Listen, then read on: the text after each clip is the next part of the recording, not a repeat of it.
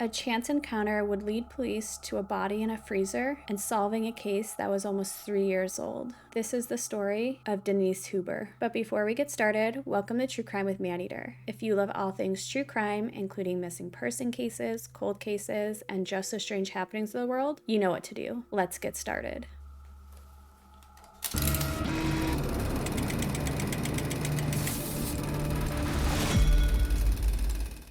Denise Huber was living in Newport Beach, California in 1991 with her parents before her life took a dark and tragic turn. 23-year-old Denise had recently graduated with a degree in social sciences from the University of California, but she continued to live at home with her parents while working at a local restaurant. Denise's mother would say that Denise was just enjoying life and she was getting ready to settle down and get a more permanent type job. Unfortunately, the lives of the Huber family would change forever. On the evening of June 2nd, 1991, Denise left her parents' home in Newport Beach and would drive to Huntington Beach to pick up her friend Robert. Denise had 2 tickets for a concert that night, and unfortunately her boyfriend Steven couldn't accompany her. After Denise picks up Robert, they drove to the parking lot where they drank some vodka and orange juice before attending the show. After the concert, Denise and Robert would drive to a restaurant bar in Long Beach, and they would stay until closing time, which was between 1:30 and 2 o'clock a.m. And then Denise would drive Robert home and dropped him off at around 2:05 a.m. Unfortunately, the next morning, on June 3rd, 1991, Denise's mother would wake up to go check on her and realized that her daughter's bed was empty. At first, her parents assumed that perhaps she spent the night with her best friend Tammy, but when Denise was still missing by the time her parents returned home that evening, they grew incredibly concerned. They would start by calling their daughter's friends and, in an effort to try to track her down, and they were surprised to hear that Tammy hadn't heard from Denise. So they would contact Rob, and he said that he also didn't know where Denise was, and he claimed she dropped him off the night before or after the show. Robert would also say that Denise did not appear intoxicated when he last saw her. Denise's best friend, Tammy Brown, would make a few phone calls and she would speak with, Denise's friends, and then she decided to drive around to look for Denise's Honda. Around 10 p.m. that night, Tammy would spot Denise's car. It had a flat tire and it was parked on the shoulder of the southbound Highway 73, just before the exit to Newport Beach. Tammy would call Denise's parents, and they drove to the scene and inspected the car. They were surprised to see that everything looked normal. The car was unlocked, Denise's keys were not inside, but the car did have a flat tire, and there were skid marks on the freeway. The area where the car had been found was very well lit, and it had several emergency call boxes which were visible nearby. Again, this is 1991, so the likelihood of people having cell phones at this time was pretty slim. There was a chain link fence that bordered the freeway near the car, and it had an opening that led down to a gravel slope to an adjacent city street, which was near gas stations, restaurants, payphones, and a hotel. Because Denise's purse and car keys were missing, her parents really were very concerned. She got out of her car in the middle of the night, she grabs her keys, she grabs her purse, she's gonna go for help, and then suddenly she vanishes. Police did travel to where Denise's car was to search, obviously, for clues and for Denise. They brought in a canine unit and the dogs were able to trace Denise's scent 75 yards away from her car before the scent disappeared. And investigators were truly stunned by this. It just felt like Denise had completely vanished. Investigators would begin by tracing Denise's steps on the night that she went missing. They knew that she had met up with Rob for that concert, so it would only make sense to bring Rob in for questioning. Rob would tell the story about what happened. They went out for drinks after the concert. At 2:05 or 2 o'clock, she dropped him off at home, and then he would pass a polygraph test. So police really considered that he was a possible suspect, but not one that they would, continue to pursue because from what he said, evidence-wise, it made sense. They would question Steve, who was Denise's boyfriend, and his alibi seemed to check out as well. They would question Denise's parents and ask if there was anybody that would want to harm her, and they really couldn't think of anybody. She really was loved by her friends and her coworkers. It seemed like nobody would ever harm their daughter, at least nobody that they knew. As time went on, investigators did believe that Denise was perhaps abducted that evening, and they needed to find out who, why, and when. Although during the search for Denise, police received thousands of tips, but none of them were useful leads. And eventually, the case had gone cold. At this point, Denise's parents were just so grief-stricken. And not only that, they were worried about their daughter. What had happened to her on that night? Had she tried to walk down the highway and gotten hit by a car? Had she gotten lost? Or had somebody abducted her? And unfortunately, it would take 3 long years for them to get any answers. Jack and Elaine Court moved to Prescott Valley, Arizona in 1990 to settle down and begin selling paint at a local swap meet. It wasn't until July of 1994 that they met this newcomer at the flea market, and his name was John. And this man, John, had been selling painting-related items. So John would invite Jack and Elaine over to his home so that they could pick up some products. But once they arrived, they noticed something completely strange. There was a moving truck parked in his backyard that seems to have been abandoned. There was grass kind of overgrowing near the tires, and although the couple were able to buy the supplies and leave, something about John just sent chills through them, and they were pretty suspicious. That moving truck in John's driveway set off alarm bells because John had claimed he'd only just moved to town 6 months ago. Jack and Elaine were so suspicious that perhaps he may have stolen this moving truck. The couple secretly wrote down the license plate number and shared their concerns with a deputy police officer who'd come to buy their stuff at the flea market. Back at the station, the officer ran the plates and discovered the truck had indeed been reported stolen 6 months ago. This deputy would travel to John's home, and although John wasn't home, as he's inspecting this truck,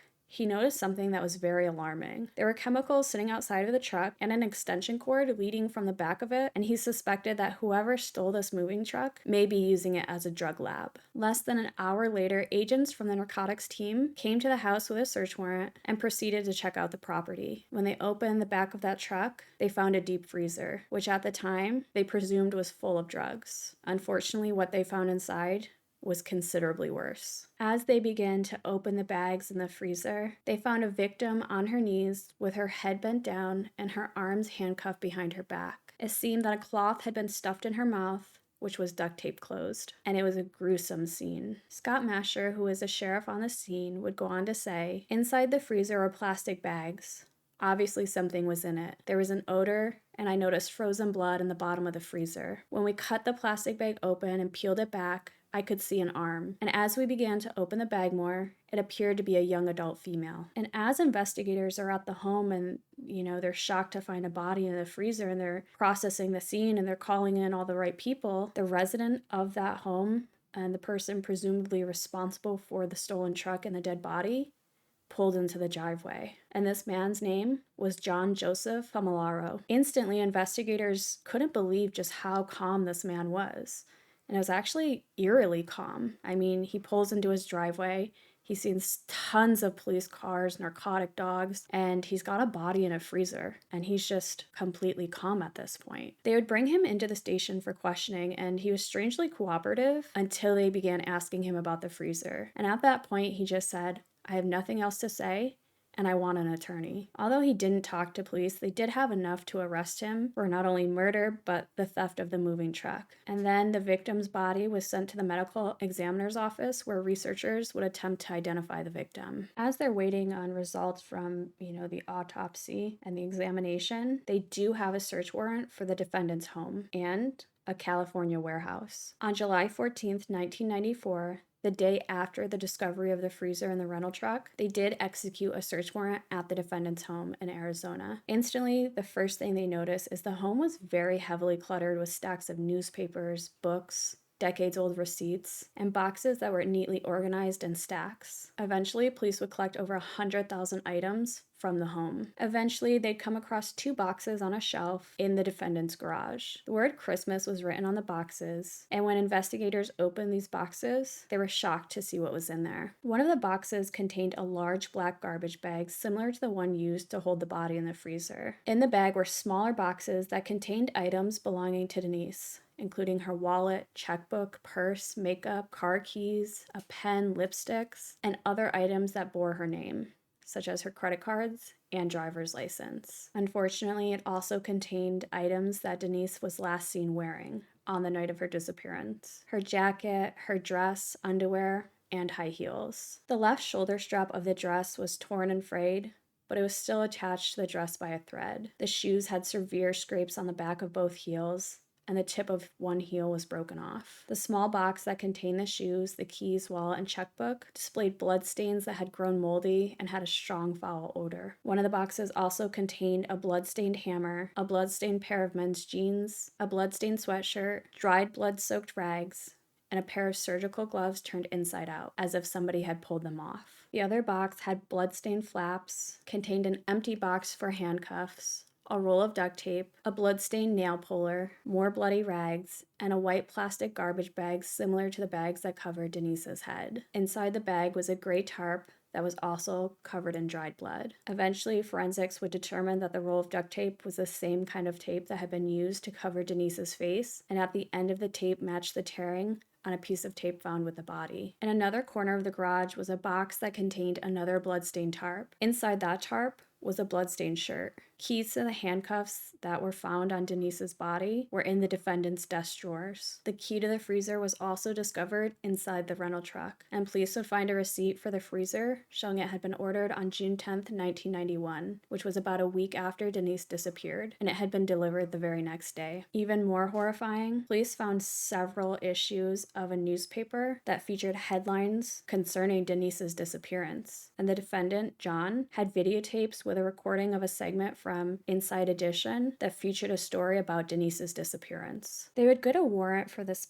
warehouse in California because the boxes had a shipping label on them with an address to these warehouses. And it turns out that at the time of Denise's disappearance, John owned and operated a painting business out of that warehouse, which he also used as his living quarters. So on July 18th, 1994, the Orange County Crime Lab examined a corner of the defendant's former warehouse unit where it suspected blood evidence had been cleaned. After they removed some of the drywall and wood framing from the warehouse unit, they discovered a thick, deep maroon color where the concrete flooring met the wood floorboard, and they were able to determine that this was blood, and that blood not only belonged to Denise, but the defendant. As investigators are, going through John's home, they kind of come to this really disturbing conclusion that the body in the freezer probably wasn't the only victim. When investigators went to the basement in John's home, they found a horrifying discovery. It seems that John was working on digging out a hidden underground room, and because they feared that more bodies may have been buried in that secret room, they brought in cadaver dogs, but luckily they didn't find any more victims. Police really felt that they had a repeat offender on their hands, so they began to reach out to agencies to kind of, let them know what was happening. And this led them to a woman who said that she met John in Phoenix, Arizona, and that he had taken her to the middle of the desert where he tried to strangle her. Luckily, this woman was able to fight him off, and she ran nude through the desert until she could get help. And then other victims would start to come forward. In 1987, John was dating a woman named Cheryl. They had taken a trip to New York City where they stayed in a hotel room facing Times Square. One morning, it appears that they were play fighting in bed, and the defendant would handcuff Cheryl by both her wrists to a bar across the window. He would then pull off her clothing, open the curtains on the window, walk out of the room as he's hysterically laughing, and he left her standing there handcuffed naked for several hours. When he finally returned, he took the handcuffs off her and he was still hysterically laughing. And Cheryl was just really traumatized at this point and couldn't speak. And that's when the defendant tried to have sex with Cheryl. And although she turned him down, she tried really hard not to be upset and to be calm and play along with the defendant so that she could get back to California safely. She would end the relationship when they returned to California, but then in 1991, they resumed their relationship and broke up again, but then they seemed to have remained friends. Another woman named Nancy had been dating John for about a year in March or April of 1989. So she stopped by his home in Lake Forest, California, and, they were kind of kissing in his bedroom. And then Nancy told him, I have to leave. I have something going on, and she really had to get out of there. But John would push her on the bed, and when he shoved her, she hit her back and shoulder and her head on a bookcase. At this point, Nancy's feeling a little bit frightened, and she tells him again that she really had to go. And so John would place the full weight of his body on top of her. And at this point, Nancy is trying to struggle against him. And during this 10 to 15 minute struggle, unfortunately, John would pry her legs apart, try to get her shorts off, and he would then sit on her chest, pin her arms down with his knees, and then once he got a hold of her, he'd raise her arms above her head and handcuff her. Nancy would say that the handcuffs came from his bedpost where he apparently had kept a pair hanging, and John had never used the handcuffs on her previously. She was very frightened and angry at this point. John would then undo his pants, pull down Nancy's shorts, and she said that he gave her this intense stare, and it was a look that she had never seen before. Nancy would begin to cry, and she's incredibly angry, and she yells at John that she's going to report this as a date rape, and that would cause John to jump off her, uncuff her. As he's leaving the room, he's like, "You're a bitch, and you brought this on yourself." Nancy would leave right away, and they didn't see each other for the next 3 or 4 months, but eventually they did reconcile, and John would later just tell Nancy that the handcuffing was quote unquote a mature sex game that she didn't understand, and that he had never expected her to react as she did. It appears he never tried again to use handcuffs on her, and Nancy and John became engaged in early 1991, but she would end the engagement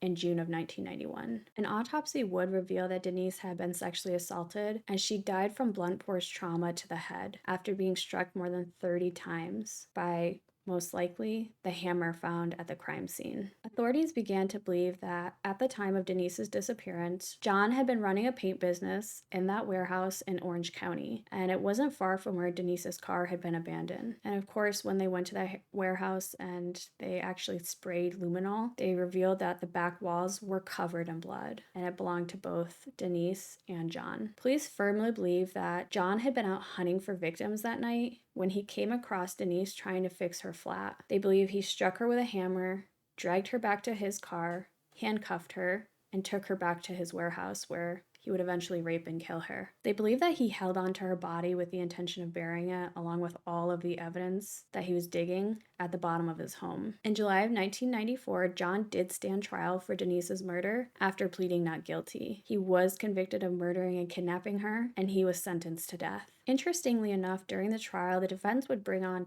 plenty of witnesses to talk about John's childhood, and what they uncovered was just a disturbing picture. John was born to Anne and Angelo Familaro in Long Island, New York on June 10, 1957, and he was the youngest of 3 children. When the defendant was about a year old, the family decided to move to California. Angelo was an Air Force veteran and a businessman, while Anne was a stay-at-home mother, and she was quote-unquote very temperamental and the dominant force in the family. It appears that her husband really did tolerate her demands and her verbal abuse. And although the 3 children had a very loving relationship with their father, the relationship with her mother was significantly harder. Anne frequently invoked religion to justify her behaviors and to intimidate others. So when the children did something wrong, she often told them that they were going to hell and she needed to save their souls. And the children kind of coped with their mother by following their father's lead. They would just kind of give in to her demands and avoid confrontation. Anne was so controlling that she dictated what her children wore, she selected their classes at school, she would snoop through their belongings, and even listen in on their telephone calls. The neighborhood was not a fan of Anne also. She seemed to alienate her family from the neighborhood, but she really was unreasonable and became upset over minor and really insignificant matters. The neighborhood children never had a chance to play at John's home, and he wasn't allowed to go interact with them at their home. Although Anne was deeply religious and they went to church on the regular, they had really little to no interaction with the fellow church members. But the church members would describe the children as focused and well-behaved. They said that the children, while in church, stared straight ahead at all times. Interestingly enough, although Anne kept the family's yard very tidy and neat, the inside of the home was messy because she hoarded stacks of newspapers, magazines, food, laundry, silver, and boxes. And a lot of her hoarding resulted from her fierce anti-communism because she believed the family needed to hoard food and silver to survive a possible Russian invasion. They would say that John was described as kind of a weak and sick child. He had very few friends, and he was mostly described as a loner, but never had violent tendencies as a child. But it was noted that John had mood swings that swung from really hyperactive to incredibly depressed. They also noted that when John was nervous, his head and neck would twitch, and he really engaged in obsessive ritual behavior involving symmetry. So they would say if someone touched him on one side, he needed the other side touched so it would be even. He would also have hoarding behaviors. He collected piles of books, papers, and magazines in his bedroom. Due to all of this and his inability to sit still, he often got himself into trouble at school and at home. It was noted that John received very little attention from his mother, who was very focused on his older brother Warren, who was just this excellent student, and she just really was kind of obsessive about him. And although John had an older sister, Marianne, who tried to kind of fill this void by, protecting John and helping him with his homework and riding the bus with him so other kids wouldn't pick on him, he really didn't have anybody else that he was close to except his maternal grandmother, who would live with the family on and off. As the two boys, grew up, Anne would discipline them with a belt, but she also did something that was just incredibly disturbing. As children, she insisted on obviously giving them a bath, but as they grew into preteen years, she continued to do so. According to John's brother Warren, Anne paid special attention to scrubbing his genitals, and she would tell him it was a special area that needed to be cleaned correctly. He would say that when she cleaned that area, her demeanor changed. Her breathing escalated as if she got an energy surge. Warren did state that his mother was very preoccupied with ensuring that her children didn't engage or were exposed to any sexual activity. She did not allow them to take any sex ed classes, and they weren't allowed to watch anything on television or movies that were more intimate than hand-holding. And even more creepy, she would go into the boys' rooms at night to make sure that they weren't masturbating. And during their teen years, she wouldn't allow the children to date. Her behavior got so bad that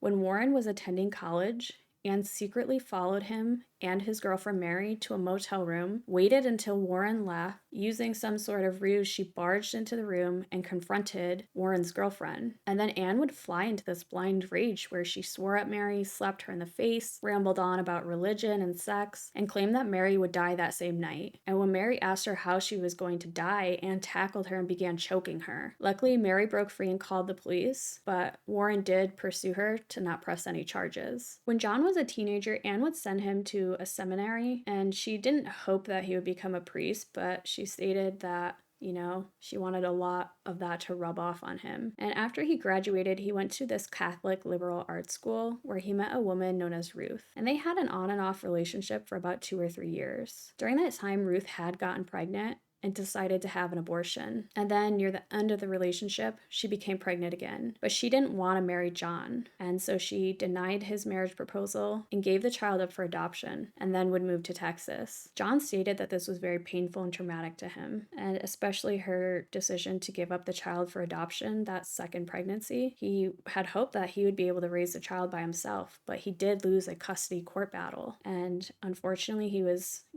denied the right to learn where the baby went. Warren did say that he believed that John and Ruth's relationship failed not because of John, but because Ruth's family was frightened of Anne's behavior. And around this time, Anne actually became involved in politics and campaigned against abortion, pornography, and local adult theater. Why local adult theater? I have no idea. She ran for a seat at the Santa Ana City Council, but on the same day she announced her candidacy, Warren was arrested for molesting a 10-year-old girl and a 10-year-old boy, and for having unlawful intercourse with a 17-year-old girl. Of course, this ended Anne's political campaign. Warren was eventually convicted and was committed to a state hospital as a mentally disordered sex offender. And obviously, to get away from all of this embarrassment, John's parents moved to Arizona. So over the next few years, John would attend various colleges, and at one point he wanted to become a chiropractor, but he could never really fully complete his courses. During this time, he lived with his maternal grandmother, and he continued to hoard. Strangely enough, while studying to become a chiropractor, John saved a woman who was being assaulted at knife point. At a bus stop, he would see this man grab a woman and hold a knife to her side. And John had been studying martial arts at this time, so he tackled this man, took the knife away, and pinned him to the ground until police arrived. After John's grandmother moved away to live with Anne in Arizona, John was self-employed in a number of different businesses, including house cleaning, maintenance, and painting. Eventually, he would get so into house painting that he hired a team of painters, moved his business to the warehouse in California, and life seemed okay. As he grew older, he had become more social, he had several girlfriends over the years, but many noted that on occasion, his work would overwhelm him, and it was at the cost of his social life and really his health. So his friends and his ex-girlfriends said that he had a good sense of humor, he was fun, intelligent, nice, respectful, considerate, and polite, but they would also say that he was secretive, manipulative, and a smooth talker. They would note that as an adult, his mood swings did continue, At one point, he was very manic and high energy, but then he'd be really withdrawn and depressed. And although he was still deeply religious, he had a more open attitude about sex. It appears that he was very paranoid about his possessions, so he kept his rooms locked and was nervous whenever people were around his belongings. On May 27th, 1991, which was a week before Denise's murder, the defendant made a 42-minute phone call to a hotline help center in Orange County. And this hotline helped callers with issues of depression, thoughts of suicide, and it was also a prayer line. And then in June of 1991, Marianne, John's sister, received a telephone call from John, and he cried and said he was upset about something that happened many years earlier. In the summer of 1992, John did move to Arizona to help with his father and his mother. His sister Marianne and her family had moved there as well, and Marianne's daughters appeared to be very close to John. He was very generous to them and to his parents. Cases like this are just so deeply saddening to me. I mean, this young woman goes out one night, has a great time. She's at the, really great turning point in her life where she's kind of coming into adulthood. Unfortunately, she gets a flat tire and somebody takes full advantage of that. It's deeply heartbreaking. As for John, we can very much see that, excuse my language, but he came from a fucked up family. That doesn't excuse the things he did, but it's just not really shocking that he turned out to do what he did. And had he not been caught on that one chance happening, that one chance meeting with those two people that saw the truck and reported it, I do feel like he would have killed again had he not already. But what are your thoughts on John? Was this just a one-time killing, or would he have killed again?